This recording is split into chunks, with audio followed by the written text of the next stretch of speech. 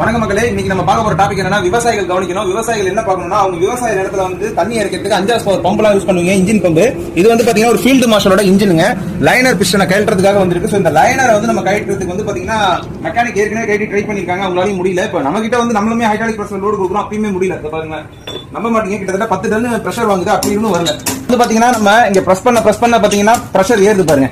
இது வந்து இந்த முள்ளு வந்து ஃபுல்லா இருந்தாலும் சரி வந்து 280 PSI வந்துச்சுன்னா கிட்டத்தட்ட 10 டன் வாங்கினதா இருக்கும். நம்ம இதுக்கு மேல இந்த இடத்துல நிக்கிறது ஆபத்து. ஏன்னா பாடி உடஞ்சு நம்ம மேல அடிக்கிறது கூட வாய்ப்பு இருக்கு. இதெல்லாம் உடஞ்சு மேல அடிச்சுன்னா நமக்கு உயிரிழப்பே கூட ஏற்படும். ஸோ ஹைட்ராலிக்ல வேலை செய்யும்போது ரொம்ப கேர்ஃபுல்லா வேலை செய்யணும்.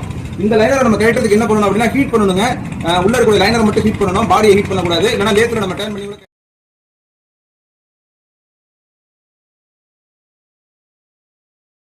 மக்களே இப்ப பாத்தீங்கன்னா நம்ம ஹீட் பண்ணி அழுத்தலாம். அது வந்து பாருங்க பிரஷர் வந்து பாருங்க. மேல நம்ம ஒரு பீஸ் வச்சு டம்மியை வச்சு அழுத்திட்டு இருக்கோம். உங்களுக்கு தெரியுது உள்ள போகுது பாருங்க. கீழே பார்த்தா தெரியும் உங்களுக்கு வருது பாத்தீங்களா.